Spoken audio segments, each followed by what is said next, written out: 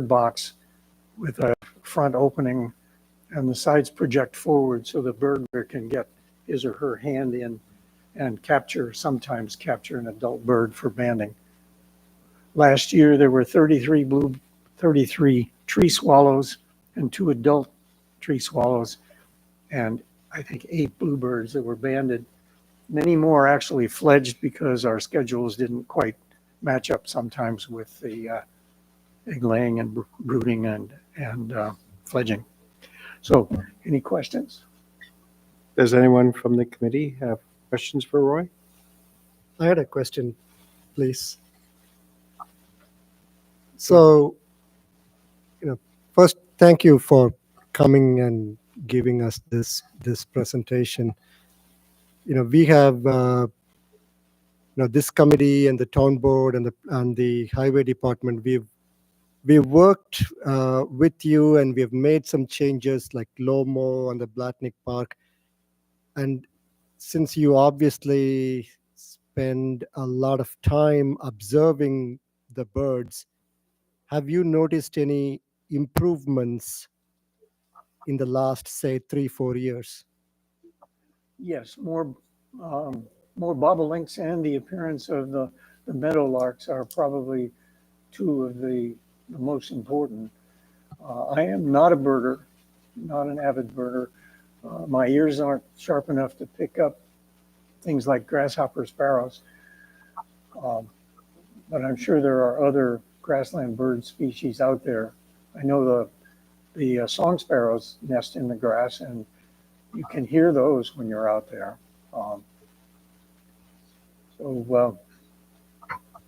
Yes, there have been improvements. And what would you say is in terms of preserving the rich biodiversity of the Blatnick Park area in general, what would you say is the number one priority or desire right now? I would like to see the unmowed area expanded.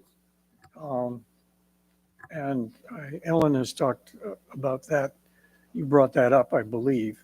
Yeah. So prior to this, it's just that we have that area is we have 2 things that are there. We have the Lomo, but we also have the disc golf.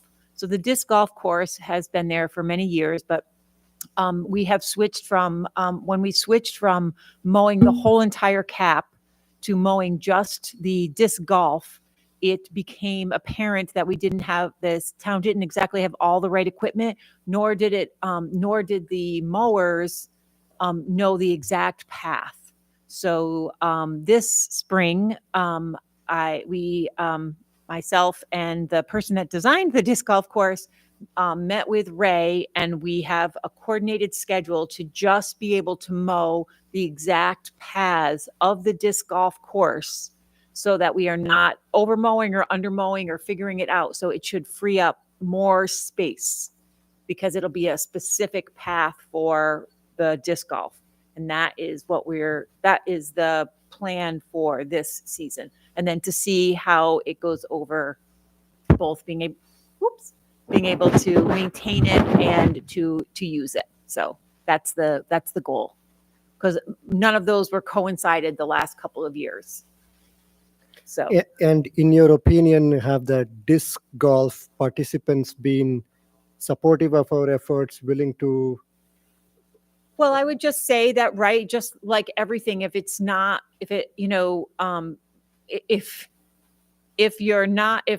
you're playing disc golf and what you think is the pathway from where you launch to where you're supposed to be, and it's not exactly mowed correctly because the person doesn't know which way to mow because it's all not mowed, then I would just say that this is the year where the communication is going to be optimal, and that this is our test year, and that this has everybody on the same page moving forward to decide what it looks like.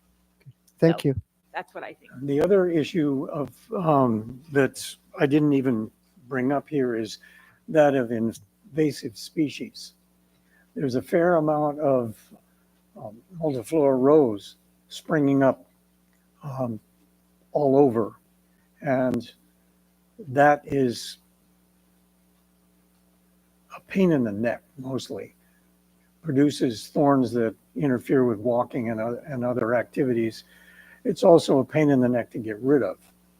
It at least needs to be spot mowed more than once during the summer to keep it from blossoming.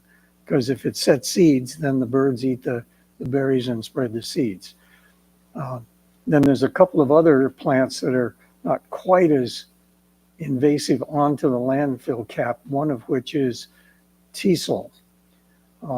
It's a tall plant like this with kind of a bristly head that florists like to use in bouquets. That is established in patches up there. And then along the edge, in a couple of places, there is the Japanese knotweed. Now, the highway department started knocking that back last year, but it's still there, and that's another tough one to get rid of. You either have to poison it or you have to solarize it. Along the edges, the Asian bittersweet is a big one. You find it all along the bike path, and I have been, every time I go out, or not every time, but I often cut a few stems of it off to try to save the tree that it's going up in. Asian bittersweet is a tree killer. It's also bird food, so they eat the seeds and spread it around. And I don't know if once you begin to see it, you see it everywhere. Yeah. It's a nightmare right now. Anyway, that's probably enough for concerns. Okay. So, right, we'll do the same thing that we did last year. In mid-season, we'll go and we'll meet with the highway department mid-summer again and have that conversation about what the invasive species look like. We'll Right. set that up again. Well, the multiflora rose could be spot mowed with a weed whacker, and then Yeah. I don't know if something as simple as vinegar and salt water would kill it or not. Yeah. Anyway, thank you very much. Thank you, Roy. I do have one thing. The bird boxes that you make, do you have the bird boxes that are there? Do you have a pattern for that? Yes. Okay. If you could email that to me, that would be great, because I have some Boy Scouts that I think would be willing to make some of those, and we to have them as backups. Okay. Will do. Thank you. Okay, thank you, Roy. Thank you. Excellent. The pictures of the birds, Roy, are amazing. They make me very happy. The pictures of the birds. Oh, Yeah. they make me happy. Laura, do we have anybody online for privilege of the floor? We don't have anybody online, but there might be other people in the audience. Would anybody like to address who's not involved with the project? Okay. Seeing no one, let's move on to the EAFs. The first EAF is 202504, 2690 Balltown Road. This is GE Vernova site improvements. There are multiple improvements before the committee. One is a introduction of a guard shack, and a second one is the installation of a patio area. So if you would like to come and address the board, please do. Just state your name, and the floor is yours. Thank you very much. Appreciate it. My name is Matthew Savoy. I'm the facilities operations leader at the Advanced Research Center for GE Vernova. The project we're presenting today has, to your point, two components. The first one we'll probably hit on is what we're calling the External Experience Center.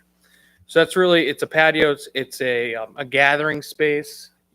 Click through, Laura. Here's a couple of renders of both the different projects. Click to the next one. So this gives you an idea of the project location. In red, you see the size of the property, right? It's about 195 acre parcel. It's a fairly sizable property. Pretty far well set in. That guard shack's a little over 1,751 feet off of Balltown Road. So pretty far tucked back into the property. You also see there with the two orange boxes, that's the proposed external experience center. You see the arrow on the top right. Again, tucked fairly far into the property, not visible from Balltown Road. Keep looking. Oh, I didn't know you could do that. No worries. So this gives you, again, kind of a high level overview. The building you see behind it there is an existing structure. We call it Building 610, built mid 80s type vintage.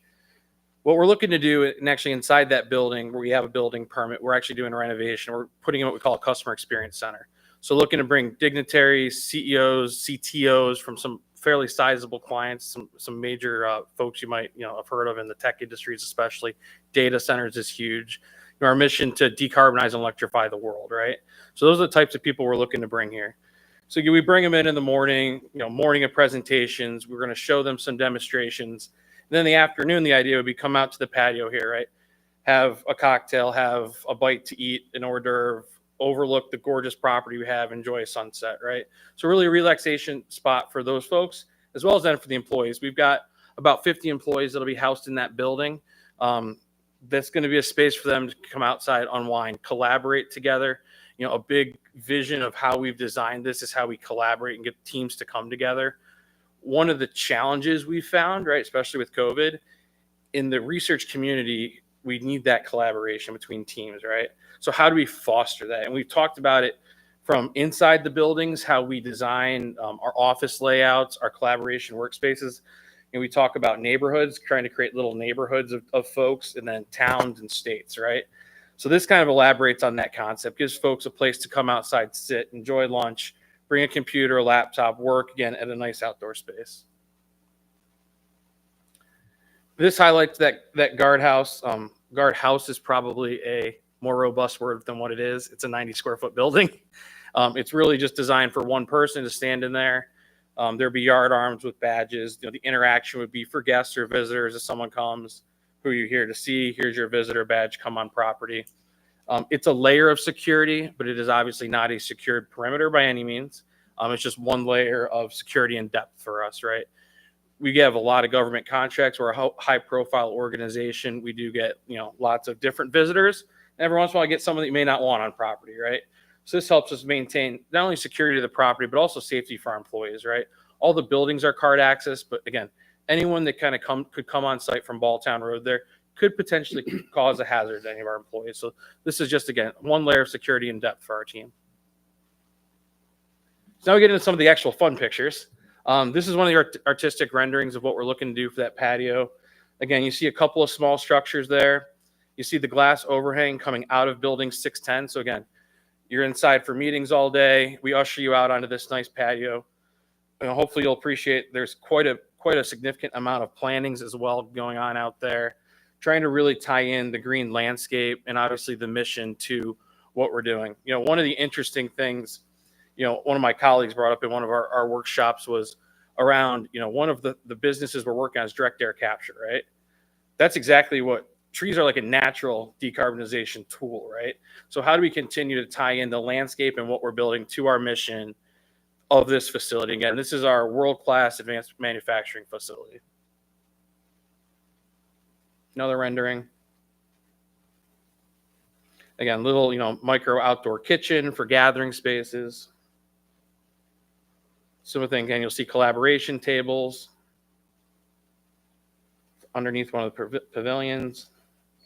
See a lot of low, wild type plantings, right? And that goes exactly with the current plantings of that property. It's a lot of low, wild, indigenous type plants. Looking to continue to bring that all the way through everything we're doing here. Again, guard shack or guard house, small structure there, a little bit of concrete barrier in between, obviously make sure we protect the person inside it.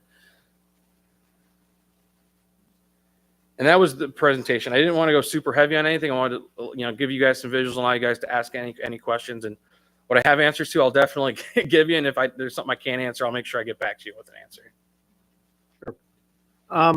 I have one question. Yes, sir. You have a impervious, you're putting impervious area in that region. Have you designed water management yet, or do you have a handle on that? Yep, stormwater management plans designed. I don't know if it's in any of these plans. But just as you're looking at that building 610, you have the patio kind of right here. There's a stormwater management plan, all designed by that piece is a local landscape architecture firm, Fuss and O'Neill out of Schenectady. So all that's been handled. Mhm. You know, actually, it's interesting you bring up the SWIP as well. One of the things we tried to do, and this was a very conscious discussion actually with the landscape architect up front, was we wanted to try to design some of the SWIP into what we were doing on the patio. So there's actually a couple of sections where instead of doing concrete, we ended up with, I'll call it like an expanded metal almost walkway, where we're actually handling some SWIP underneath it. It's actually a kind of a cool integration feature, I think, to the patio as well, but also helps us mitigate some of that from an impervious standpoint.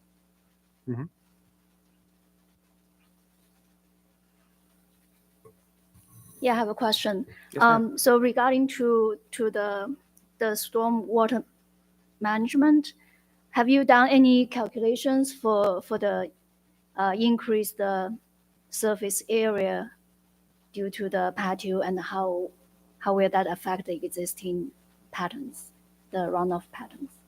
So I think you're asking about specifically the SWIP? Yeah, the storm water management, yeah.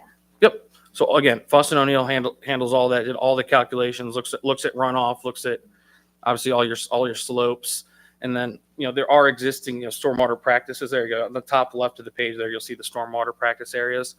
There are obviously existing stormwater practices on site as well as wetlands. So again, all that's being taken into consideration by the design firm with designing that SWIP. Absolutely. Okay, so that's under consideration, like the erosion or sedimentations? And Yes, ma'am. those? And Joy, this is Clark. This has come up at the planning board also, and the town is in the process of engaging a town designated engineer to review that. So Mm. that whole process is underway. Thank you, Clark. That's good. So what about, oh, sorry. First, thank you for taking the time to prepare the Absolutely, slides sir. and do this presentation. What about the disturbance to existing tree cover? Like what's in there right now? Yep. So it's mostly grassland. 6 trees will be removed, size ranging from 12 to 24-inch diameter at breast height. 50 trees are currently slated to be planted, so obviously significantly more going in than coming out. Most of what you see here, though, is all currently grassland. Some of which is it's all been previously disturbed. Some of which is disturbed today. It's not really. It's actually just mowed lawn. I did a site visit. It's not really grassland. It's actually just like mowed. It's grass. manicured lawn. Yeah. So that's nice in the sense that like a pristine forest or a mature forest-based ecosystem is not being disturbed. Yes, sir. While looking at your slides, and assuming the architect renderings are accurate, I saw a number of things that were very nice. Was there a green roof? Was there Yep. So also plantings of natives in the little green areas between the people's tables and things like that? Yep. Yes. So one of the 2 pavilions, the larger of which we are looking to put a green roof on. Again, all pending, obviously, final funding approval. It's one of the tough challenges, right? As we look at how we integrate these things, is obviously managing budget. But right now, that's currently scoped in. That's what we're pushing for. Feel pretty confident we'll be successful. Actually, talked to someone recently about various different types of green roofs. There's different types of construction, right?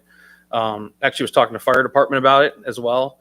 From a firefighting perspective, there's different advantages to doing one type of construction versus another, palletized versus not. So I'm literally in the weeds on this one here, talking about how we can make this thing work.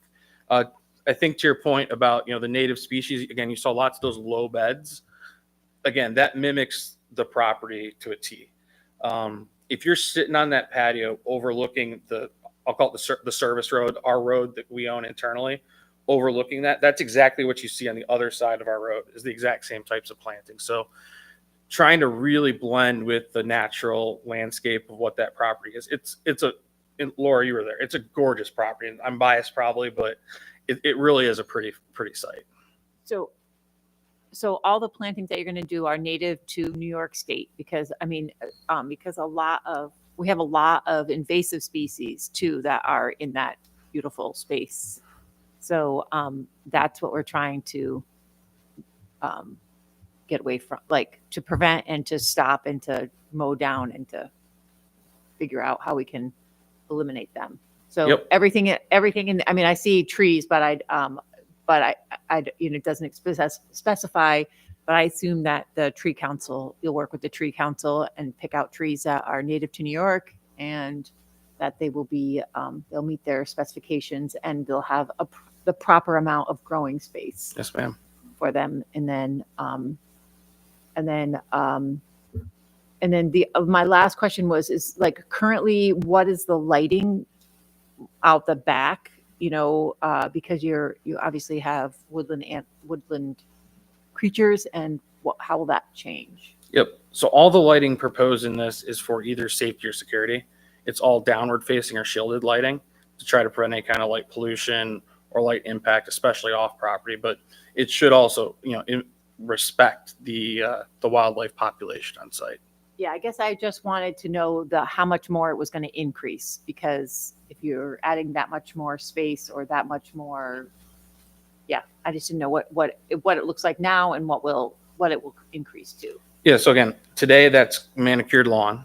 There's no lights out there. There obviously will be, lights added with this. The guard booth area will have a couple of lighted bollards, again, from a safety perspective, make sure people see it on an approach. But all the lighting programmed currently for this space would be downlighted, shielding lights. And again, if people are out there 4:00 in the winter, Yeah. we got to make sure they're safe and make sure they're getting back and not rolling ankles. So that is definitely a consideration. If there's any further information, I'm happy to provide it.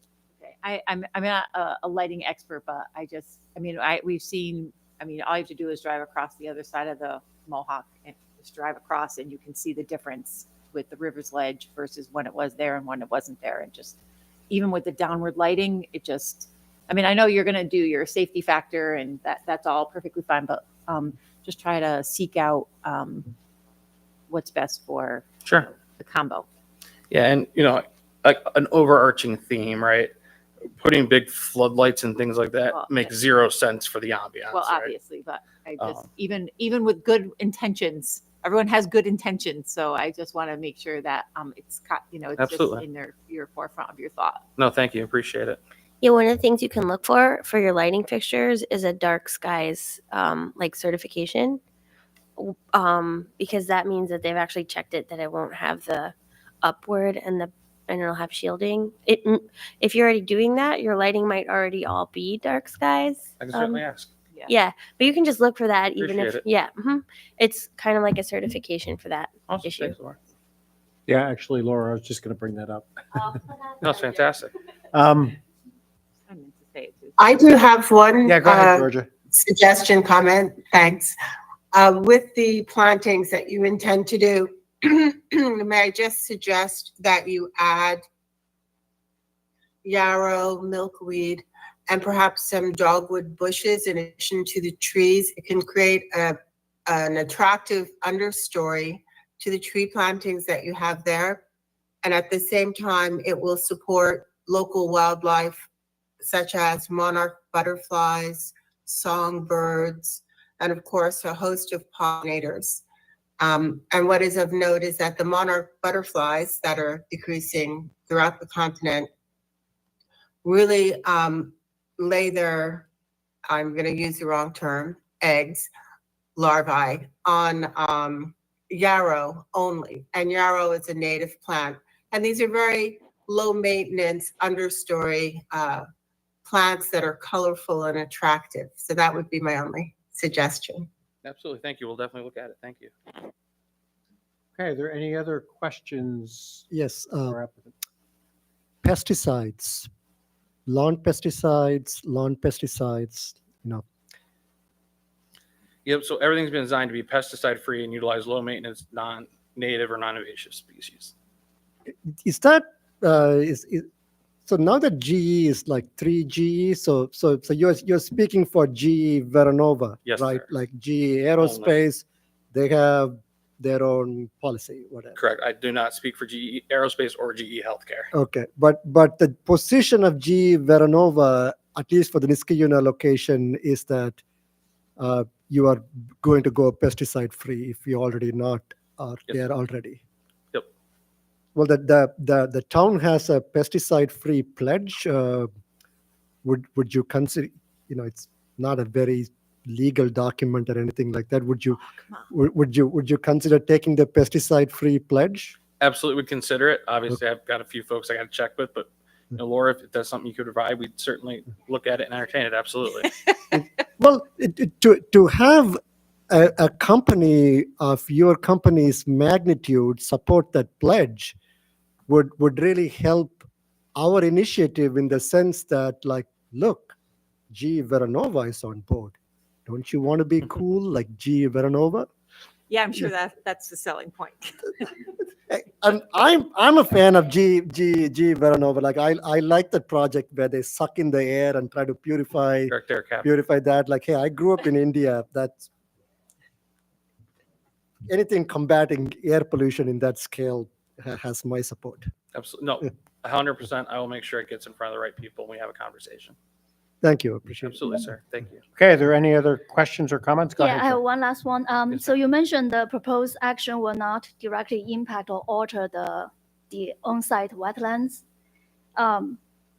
So will there be any buffers between the patio and the wetlands? And what measures will be taken into place to protect those sensitive areas? Yep. So we have the boundaries are all in the documents we provided to the planning board. Obviously, from a construction standpoint, all that's handled with, I'll call it snow fence, silt fence, that kind of stuff. The proper stormwater protection management methods we're all familiar with. So, I feel highly confident from a constructability standpoint, not an issue at all. So what type of vegetation is that? Are you planning for that? If I Yeah. could jump in right there, I would suggest planting in that buffer zone, perhaps swamp milkweed. It is something that grows in wet areas very easily, and that also attracts pollinators and monarch butterflies, and is, attractive to look at as well. Yeah, so I was on site for a planning board, and I was looking at the wetlands. The patio is in a really topographically nice spot. It's right now it's just flat lawn, and then there's a dip down where you see that buffer label is actually a kind of a slope that goes down to the wetlands. But the wetlands themselves, they have sedges and things which are very important for wildlife. But I think that you could definitely add some plantings. Like Matt and I actually talked about adding some things in the wetlands too, with volunteers and things like that. And there's a small section of Phragmites, but most of the GE is cattails. So we were also talking about pulling that section of Phragmites and maybe planting dogwood there or something that might be able to actually grow over the Phragmites. Maybe. Those Phragmites. So yeah, I definitely think there's opportunities for adding some of more flowering because the patio looks over it. So it's the view. When you're standing there, it's the view. So adding flowering plants to the wetlands and stuff, it would make a lot of sense. Yeah, thank you. Thank you. Okay, well, thank you very much for the presentation. Thank you all very much. Appreciate it. Okay, the next EAF is, Wait, we are not actually doing the EAF? Nope. That No. was our, nope, because we'll get the stormwater. I thought we would wait for the SWIFT. and Oh, stuff. okay. Got it. Okay, EAF 2025-01. This is Niskayuna Harbor. This is a PUD application. We looked at this earlier or late last year, and the town has granted a PUD application, which Laura is presenting. This looks like the parcel that we saw before. So the drawing actually hasn't changed since we gave our comments. The update for tonight is that the town board did accept the application for PUD, so this is actually now a formal application to the town. I did include the town board resolution for you guys just to look at the conditions.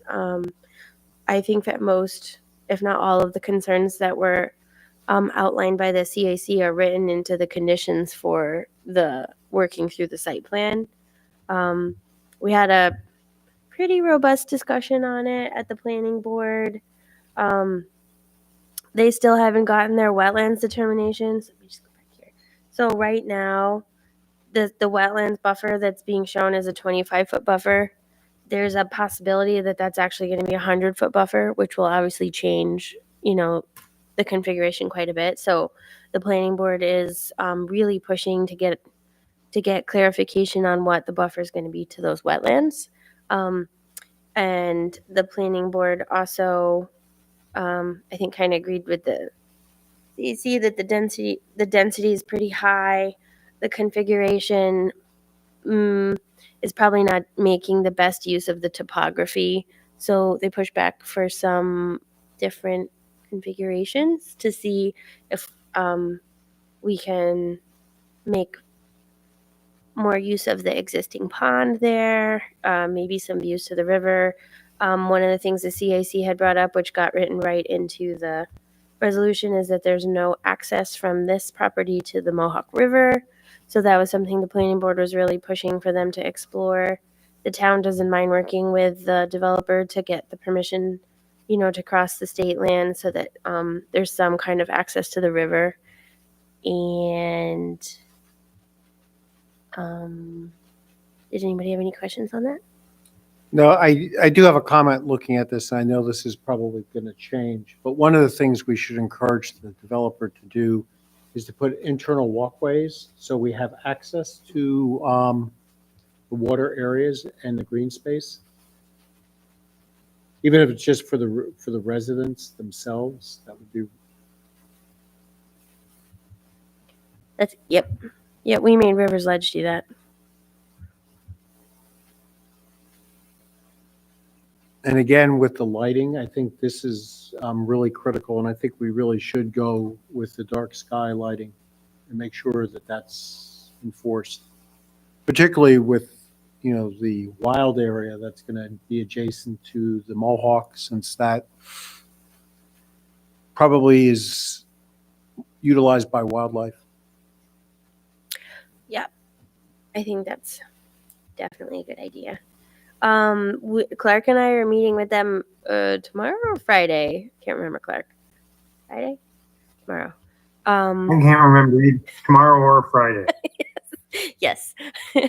Busy day today. But they're gonna show us some proposals for putting trails down here by the river. So not paved, like actual natural trails through the forest, and maybe some kind of a boardwalk across the wetlands or something like that. So we'll talk with them about some of the parkland improvements tomorrow or Friday.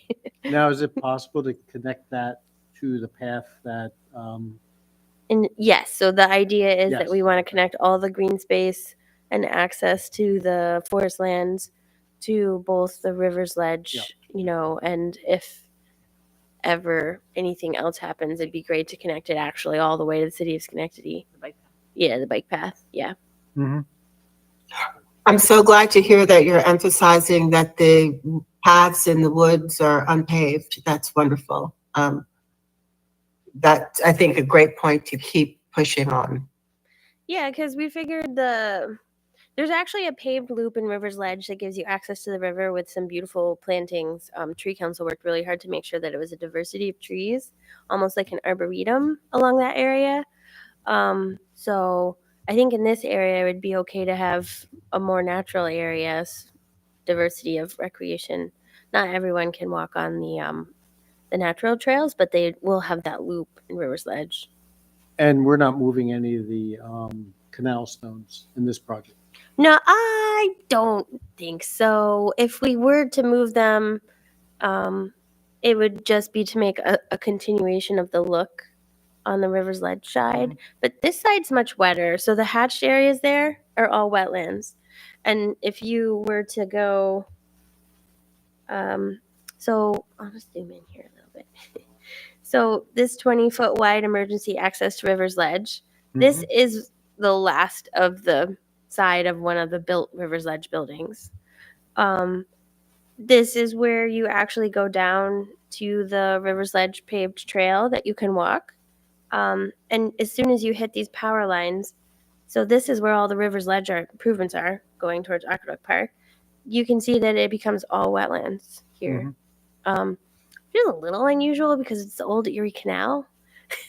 And so it's filled in with fill, but it is what it is. It would be much harder to do the same type of improvements on this side because that's all wetland. Yep. So you might be able to do like a boardwalk through there or something and then connect it over to the natural trails. But, and Clark and I have not seen this yet. Their engineer said that you can actually still see abutments of the Erie Canal here somewhere. So we're probably going to schedule a site walk there too. So I noticed on there, so I had just like, can I ask? Yeah, okay. So was one they had talked about mixed use? Is that still on the table, or is There's that not really mixed use as much as it is mixed buildings. So they're providing condos. right? And we really don't have a lot of condos in Niskuna. And it's essentially a mixed use when you look at there's single family homes along the road, River's Ledges, apartments, rentals, and then this would be ownership units. Okay. And then they have a mixture of the 4, 6, and 10 units. Of the business Right. below and the. Yeah. I guess that's the part I They was. don't have the business below. This is definitely much more residential Okay. than River's Ledge. And then so my comment is that it looks very dense. Very dense. Yes. It looks like there's way too many units in there. What I think. And then I also I just wanted to bring up. I was just reading through the sewer treatment issue, and so they're connecting. So I just want to make sure that it says that we're connecting with the city of Schenectady, the sewer treatment plant, and that is also what River's Ledge is on. So does River's Ledge have like a pump station, or like because they're not just connecting, right? It has to be pumped someplace. It's a low pressure sewer system. So no pump station is necessary? No, the pump stations are actually inside each building. Right, Clark? Yeah, the simple answer is the line that was added when River's Ledge was built was designed for this to be included. Okay. And the additional flow from this project actually significantly helps the line that's in there now servicing River's Ledge. Okay. And that is being paid for by The developer, and then whatever it costs to go to the city of Schenectady is covered by the residents there. Correct. Yes. And that the water that comes is coming from Niskuna though. The sewer water? Well, the port. Oh, sorry. water. Yes, the actual water line. Yes. Okay. So the water's coming from Niskuna, but the sewer is going to Schenectady. Yes, that's correct. And so That happens. They're in Sewer District 1. yeah. Yeah. So I just wanted some clarification. I know we're having, want to make sure that, Yeah, the water, River's Ledge actually, there was 2 dead ends almost right in front of this property. And River's Ledge was required to connect the 2 water lines and actually install a pressure valve because they were 2 different pressure zones. One water line was coming down Ravine and dead ending on Aqueduct Road, and the other one was coming down Balltown Road and dead ending on Aqueduct Road. So they had to install the pressure valve on Balltown Road so that they could open up that section of line that connects them. But it's much better to have a loop because before, like if you had a fire at River's Ledge, there's so much pressure in that line coming down Balltown Road that it would actually drain the water from like the 3rd floor of the medical office building on River Road.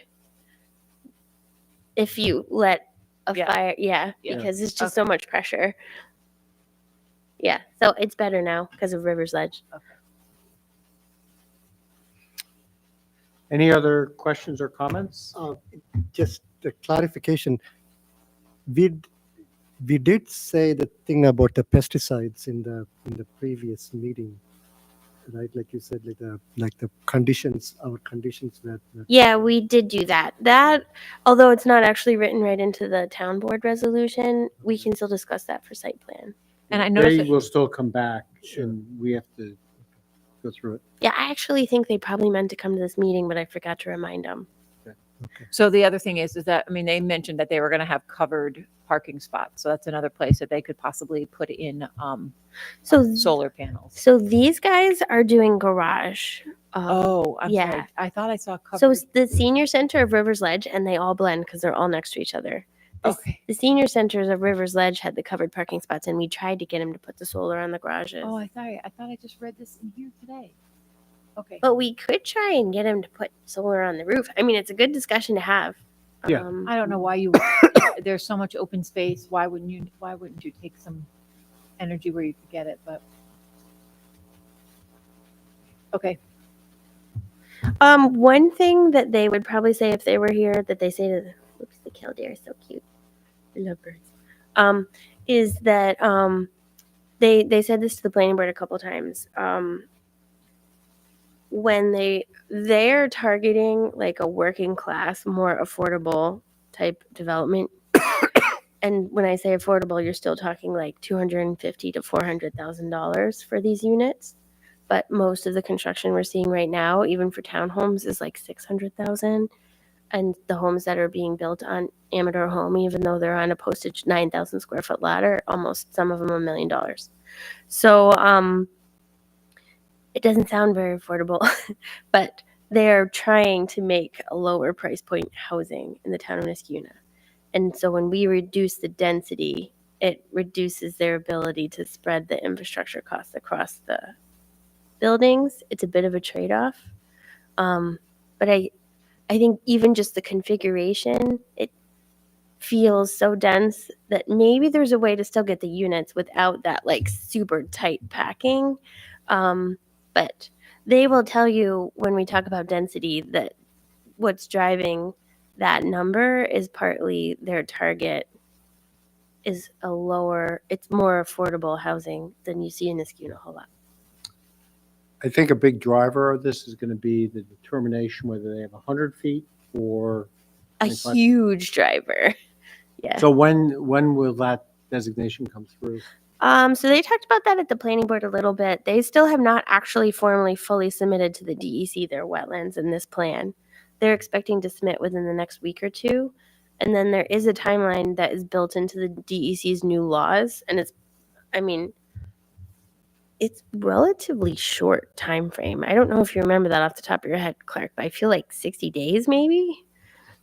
I think it is. It's quite short, but based on what we've seen, we don't understand how it could not be the 100-foot requirement. So we'll see. That's Clark and I's determination. Yeah, I suspect it probably will be, but I'll defer to you, Clark, because you've been to the presentation. I've just seen the presentation. And it's so new, Laura's right. That's our it's so new to everyone, but one of the requirements is the census rating of the town. And our understanding is that all of Niskuna falls into what's called an urban area per the census. So that seems to automatically become one of the 11 criteria that require the 100-foot boundary. So I have a follow-on question. Yeah, so based on our reading, all of the wetlands in Niskuna would need a 100-foot buffer. But yet the GE project we saw prior was 25. So I asked, the guy that was sitting next to Matt Savoy who was presenting was Peter Lilholt. He's engineer with CT Mail. He usually does the engineering for GE. And I asked him if he was going to submit to the DEC wetlands and he was comfortable with what he was submitting. And he said yes. Okay. So I think maybe there's still confusion or we're not sure. He felt comfortable that he could submit that to the DEC and it was approvable. but it is only a 25-foot buffer. Or maybe they're comfortable negotiating with GE on a wetland disturbance permit. I'm not sure, but he definitely seemed comfortable with submitting those wetlands to the DEC. So that could be mitigated by A a permit, permit? correct. It's essentially like the Army Corps process, but now through the DEC. Yeah. So, I mean, you can disturb, but you usually have to. Hi, Simran. You usually have to, like, it's a ratio. So if you're disturbing 1 acre, you have to make better 3 acres. You know, it's not a 1-for-1 ratio normally. Mm. Yeah, GE probably has the footprint to do probably that. could do that. So maybe that's why they're not worried. Yeah. Yeah. Okay. Any other comments for this E EAF? Yeah, one. Some of the units are so close to the wetland, just right by the edge. They I are. just wonder whether they have considered any measures to be taken into place to protect those from potential disturbances from construction and the long-term use. Yeah, so that's a really good point. I'll make sure I bring it up with them. And I can just tell you, the Amador subdivision, that subdivision I just mentioned with the new single-family homes, some of the new single-family homes are like that close to the wetland buffer, and the planning board required a split rail fence so that the homeowners don't encroach onto the wetlands. And it is really challenging when a building is that close Well, to the wetland buffer. Looking at the way this is laid out, and I'm assuming this is going to change, but it looks like if you go out your back door, you're in the wetland. Well, and if you think they'd put the split rail fence on the buffer, which they usually do, because without putting the split rail fence on the buffer, we've just struggled over and over and over again with encroachment into the wetlands. Like you can't use your back door? You would theoretically not have a back door right Yeah. there or something, because no, the split rail fence is going to be right up to the edge of the house there. All right, well, we'll see when it comes in. Okay, let's move on. Laura, you have some projects that you want to report progress on. So the first one was the 2-lot subdivision on Pierce. That was 929 Pierce, which we gave a positive declaration to last meeting.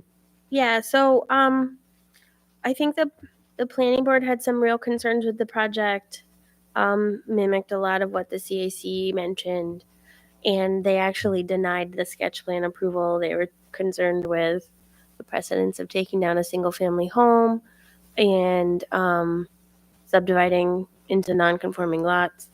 There was drainage issues. There was a lot of things that they felt needed to be worked through, and this subdivision was not it. But the applicant does still have the right to bring it to the zoning board to request the variance. They have that right under our code. So if you see it on the zoning board of appeals meeting at the end of April, that is because they do have the right to go to the zoning board. So they will be asking for their for an area variance there. They're supposed to have 100 feet, and they have 95 on both of those. And the planning board will do a recommendation to the zoning board on that area variance request. And I will be sure to pass on your secret determination. So Laura, I have a question about that, because if the, if they get a variance, are they still required to do an EAF form, look for alternatives? Yes. The variance would mean that essentially the 2 lots would then become code compliant, but it doesn't remove the subdivision process in any way, shape, or form. It would just mean that, right, if the lot was 200 feet wide, they would have as of right the ability to subdivide and not need any variances.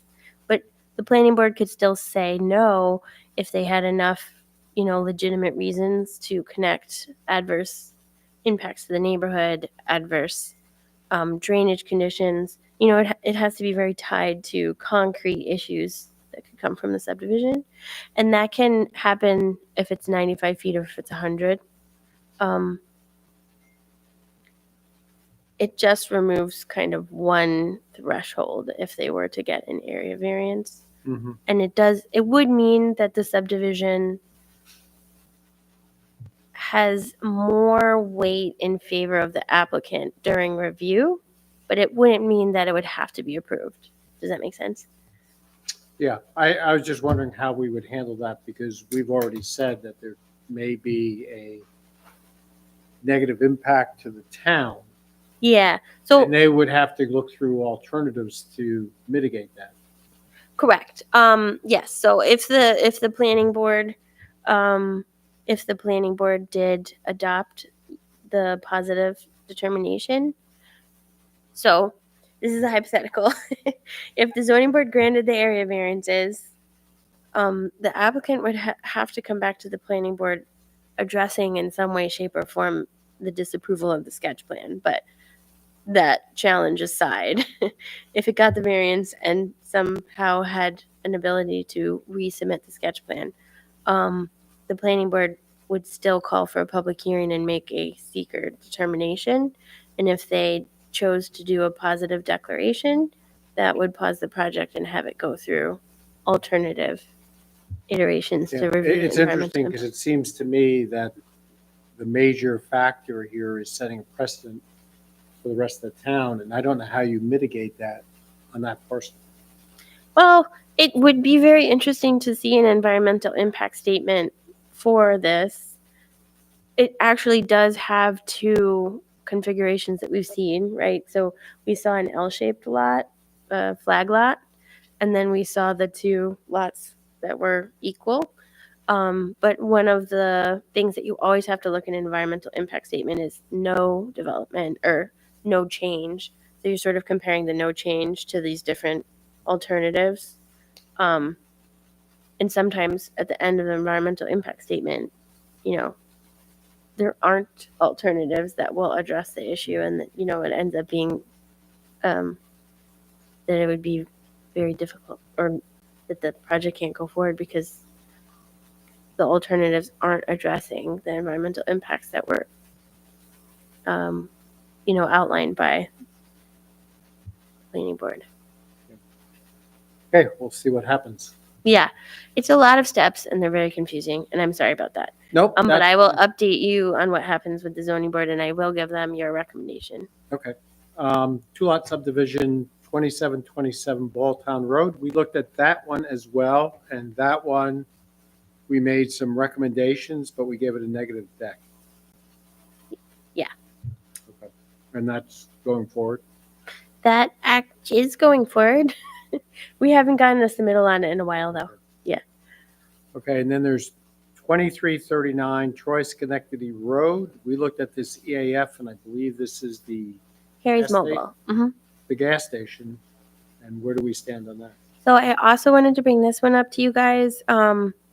If you watch other board agendas, you will see 2339 Troy Schenectady Road on the zoning board agenda for April. We're going to have a very long zoning board meeting, but it is a code interpretation, not a planning board review. So it doesn't do, they don't agree with my interpretation of the zoning code that they required a use variance in order to expand the gas station because they want to formalize a convenience store. If the zoning board upholds my determination, then they would go back to the planning board, get a recommendation for a use variance and area variance, go to the zoning board. If the zoning board says, nope, Laura's wrong, we're going to side with the applicant here, only an area variance is needed, then the project goes back to the planning board and it'll come to you guys and you'll do all your recommendations. So it may look a little scary to see it on the zoning board, but it's actually a code interpretation case. And regardless of what comes out of the code interpretation case, it'll still come back to the boards to review. So it is not at a planning stage yet. It's just like a legal step for them to know what their next steps are. So which board is it the planning board or the zoning board? So both these projects are going to the zoning board. ZBA. Yeah, the ZBA. And the ZBA is going to do the code interpretation review. Yeah, so the ZBA is actually looking at 929 Pierce Road, even though it got denied by the planning board. And it will also look at 2339 Troy Schenectady Road. for a code interpretation. And this is the April ZBA meeting. Yeah. And there's 4 other residential cases on that one. So And it's held right here. so in I this shall be room, bringing right? my Starbucks. Yes. Buckle up. Yeah. It's gonna be a long one. It's going to be a long one. Okay. But if you're watching these cases, they are on the zoning board. I will keep you up to date. What is the date on that one, Laura, the ZBA meeting? The It code interpretation one?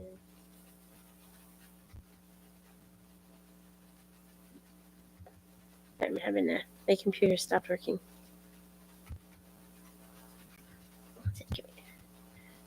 Your phone never stops working.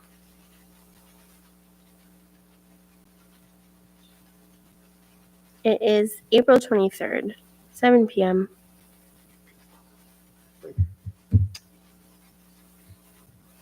Okay, moving on to the Climate Smart Community Task Force. Laura, do you have an update of the greenhouse gas emissions inventory?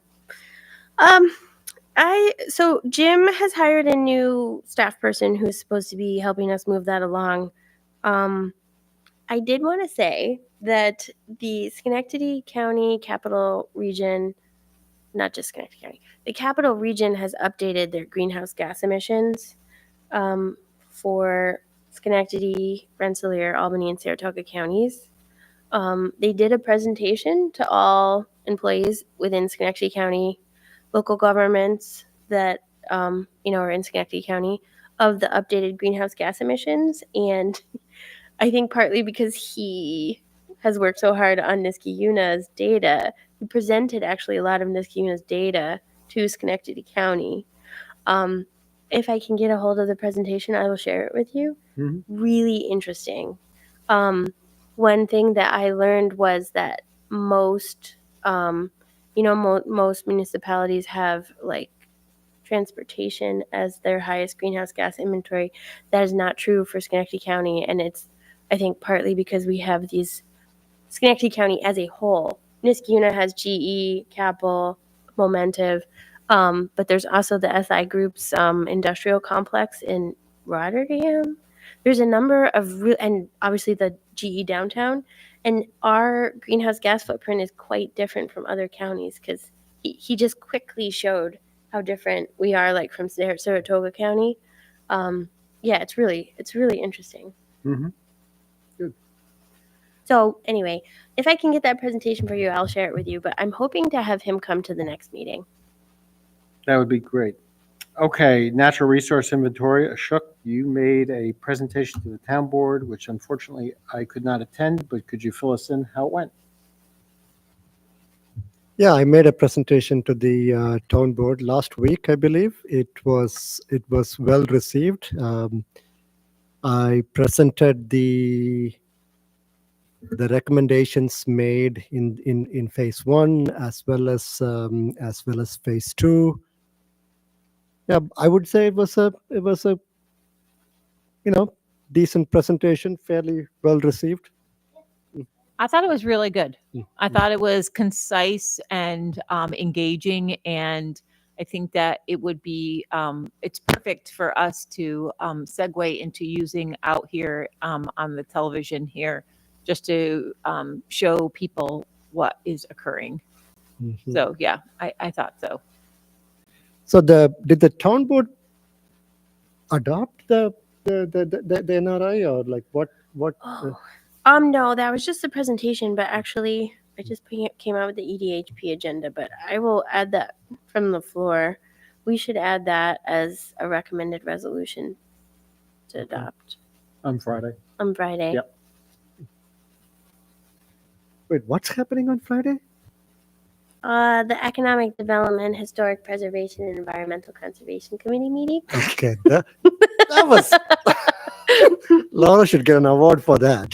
I wasn't about to roll that off my tongue, but Okay. So that's the meeting where the boards forward resolutions to the town board to consider for Okay. their meetings for action. Okay. And actually, we have a person who would like to join the CAC here. He will be on that agenda, but we could also add a recommendation to adopt the NRI. yeah, Because it has some good things like making the parks more visible and accessible. Yeah. So one thing that did get brought up, and I know that Jim said that he would be willing to make, changes if we needed to. And I don't know if this came from you, Joy, or it was someone else, but like an executive summary. Oh yeah. I think there is a summary. There's sort of a summary, Yeah. but if we could make it even shorter. Okay. Oh, an executive summary. Okay. I don't think I can. I mean, I would do it, but I don't think I can get it done before Friday. Yeah, I think that's I okay. don't think it needs to. Yeah. Yes. Ashok, did the town board raise any reservations or concerns? No. I said, do people have any questions? It was well received.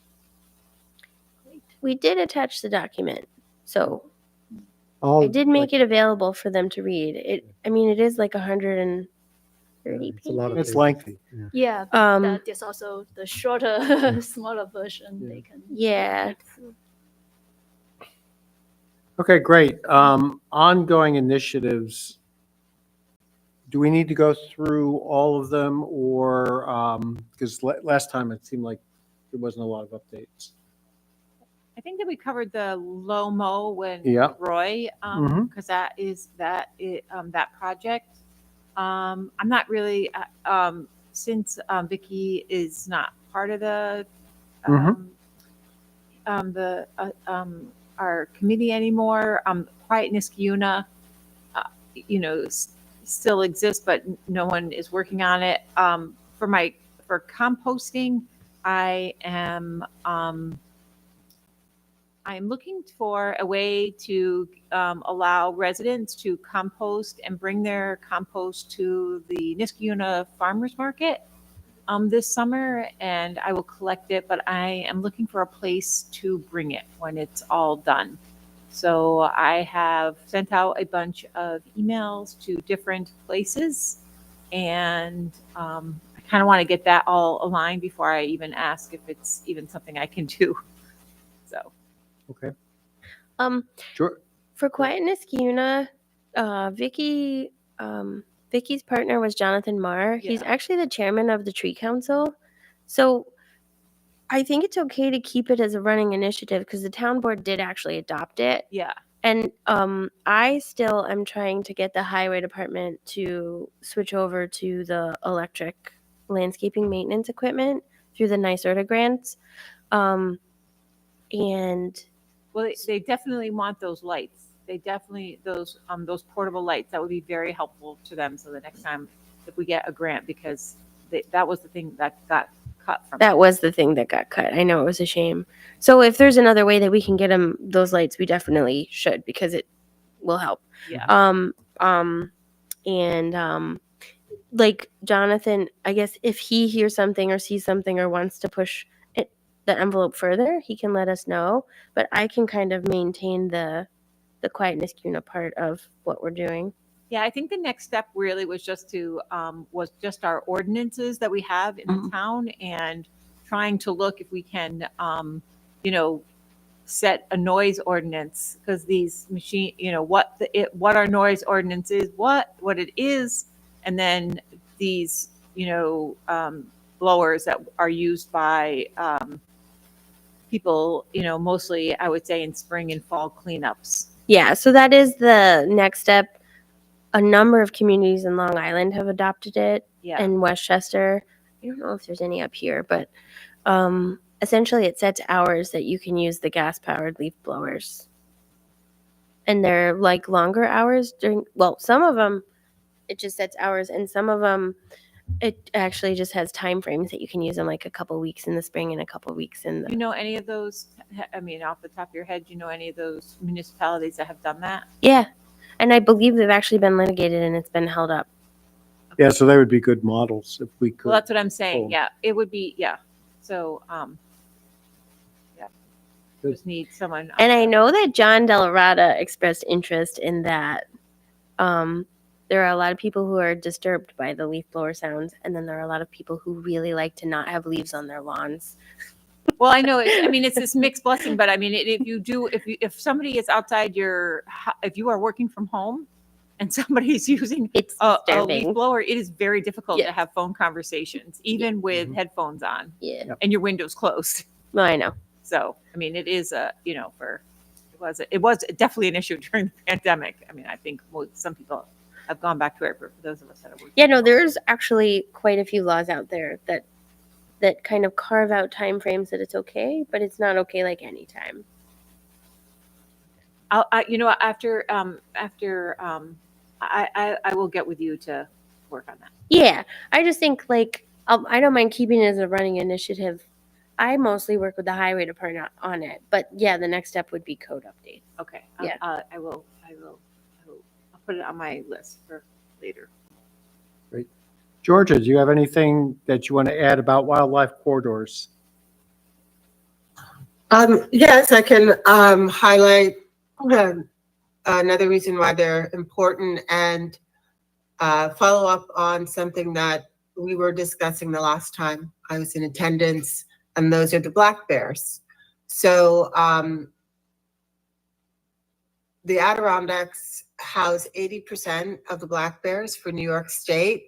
And as we all remember, it wasn't too long ago that we had a young black bear in Niskayuna at the house. And at the end of the day, the police ended up killing the black bear. And I think he was just trying to find his way from Hollywood over to one of the other areas. He may have just made the wrong turn. He ended up by Red Robin and Latham, perhaps instead of going to the Mohawk. So with that, the DEC is really the agency that handles wildlife removal, rehabilitation. And I have contact information for the individuals at for wildlife at the DEC for our region, Region 4, for Schenectady, and perhaps that's a resource that we can add. There are also some good links and flyers about how to mitigate bears in your backyard. For example, don't leave your pet food outside, clean your grills and stoves that are outside. And there are also links to other flyers. I don't know, do you want me to send those to you, Laura, so that you can perhaps embed them on the NISKI website, which is what we had discussed before?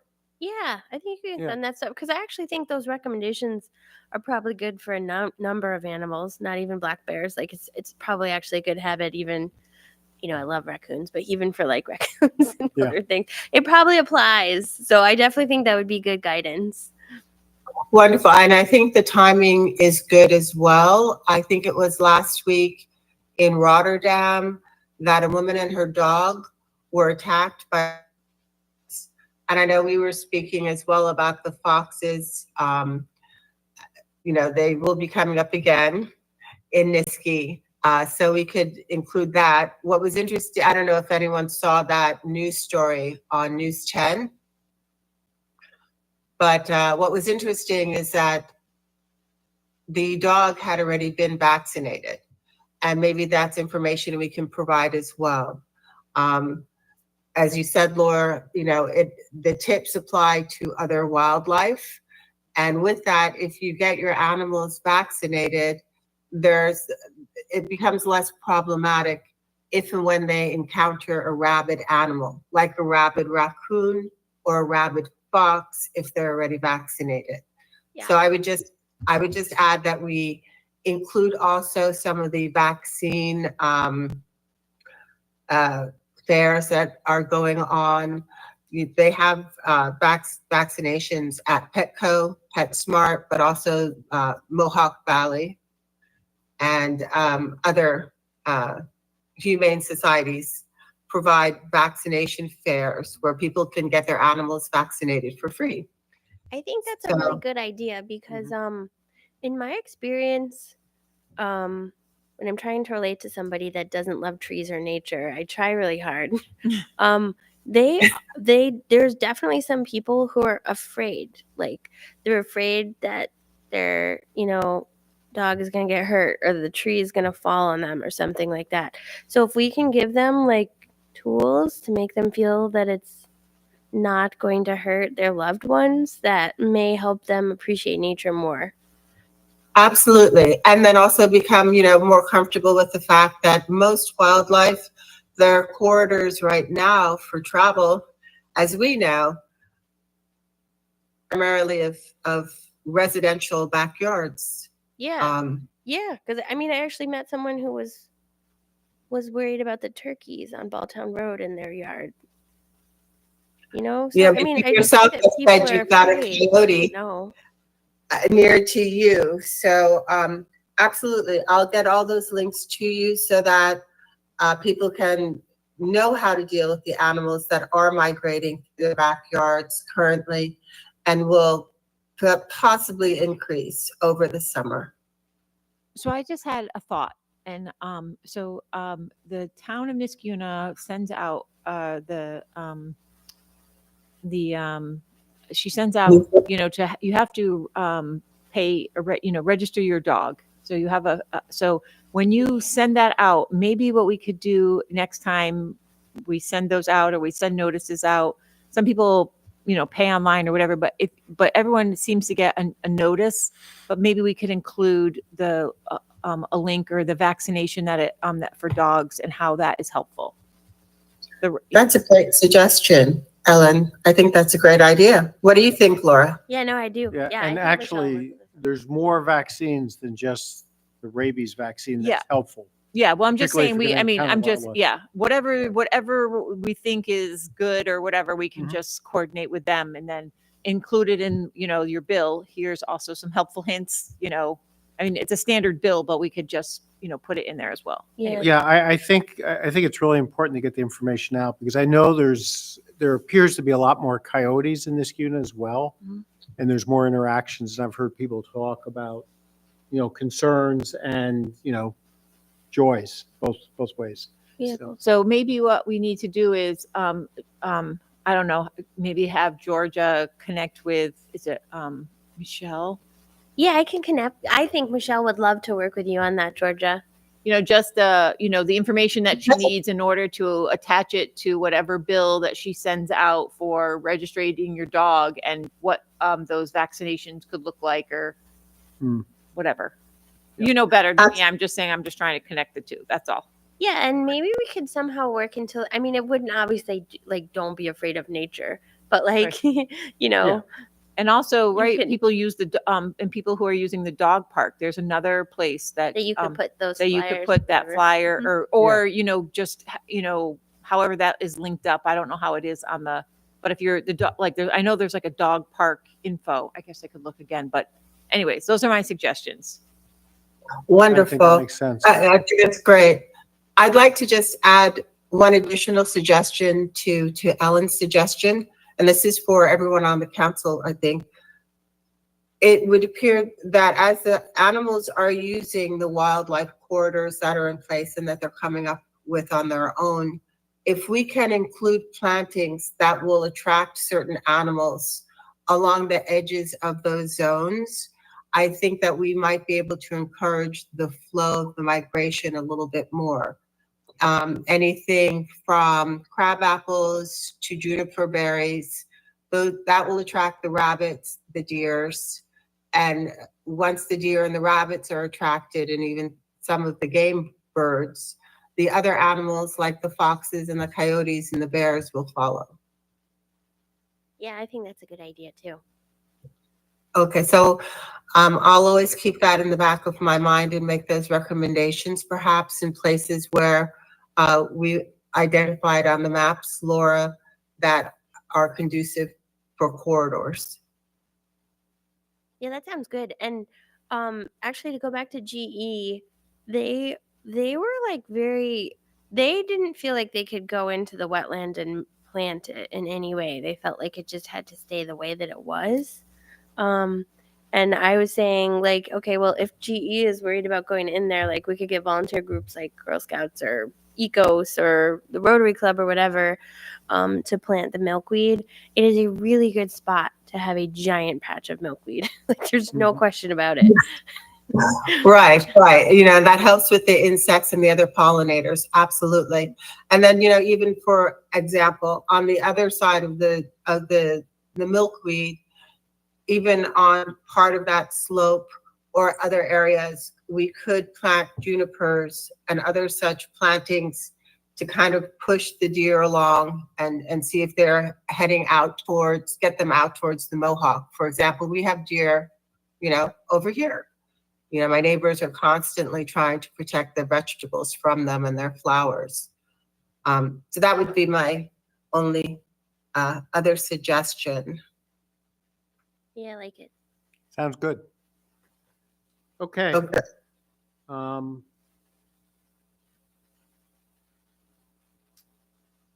I will do that. Give me Michelle's contact information. I'll coordinate with Michelle about including the vaccination recommendations in the bills for dog licensing. And I'll send you all the other links, Laura, and follow up with you. Yeah, that sounds perfect. Now, Thanks, Georgia. the sustainability checklist, is that something is in a Ugh. position to send to GE? I actually did send it to GE. That Okay. may have been why he had Okay. responses to all of those things. Great. Good. Okay. I still think we could finalize some things. There's some things that Yep. we haven't fully fleshed out, but I have started to use it. Okay, great. Okay, hearing nothing else. Can I just ask Okay.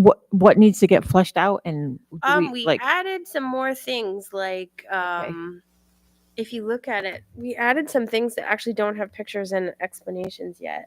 okay. Sorry, I Um, didn't mean to. We can go back and look at it. It is in Yeah. that shared document. Okay. But you'll notice that I think we had some ideas, like Richard had an idea about something that we added in there, but we hadn't fleshed it out yet. Okay. Okay, I would entertain a motion to adjourn. I would second that. Okay, all in favor of adjourning, say aye. I. Anybody Aye. who would like to stay here, say aye. Okay, hearing no nays, I think we're adjourned. Thank you, everybody. Thank you.